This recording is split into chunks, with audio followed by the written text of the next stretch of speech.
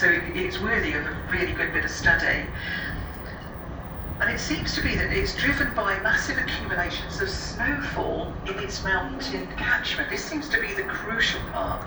And we already know about glaciers that it's actually the temperature in the summer that matters, not the temperature in the winter.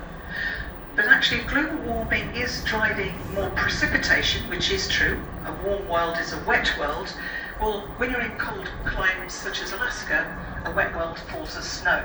So extra snow in that catchment area is going to cause a much bigger build-up. And it's at times where you have a lot of this precipitation that it will suddenly surge forward. And in fact, this glacier did surge twice in its recorded history, 1986 and 2002. And it did it with such force and with such speed, it completely cut off that Russell Fjord. It creates a natural dam doing that. Not just the ice, but it's the sediment itself that it pushes, bulldozes forward in front of it.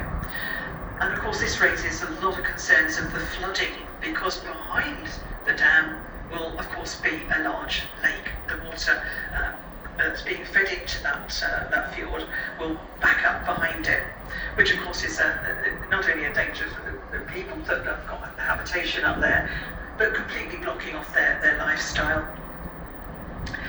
And it was found that the lake that formed in these two surges, it rose quite significantly. It was called Russell Lake as it filled, and it filled at an average rate of 0.7 feet per day.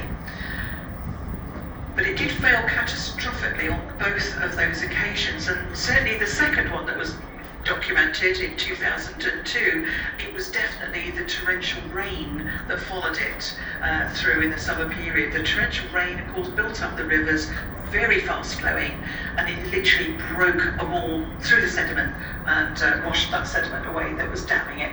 So it kind of freed it up a little.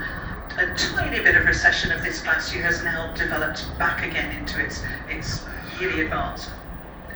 So I'll let you think about that one and again peruse the Russell Fjord and the other little glaciers feeding it but retreating, and I'll come back in another few minutes just to give you a few more statistics. Okay.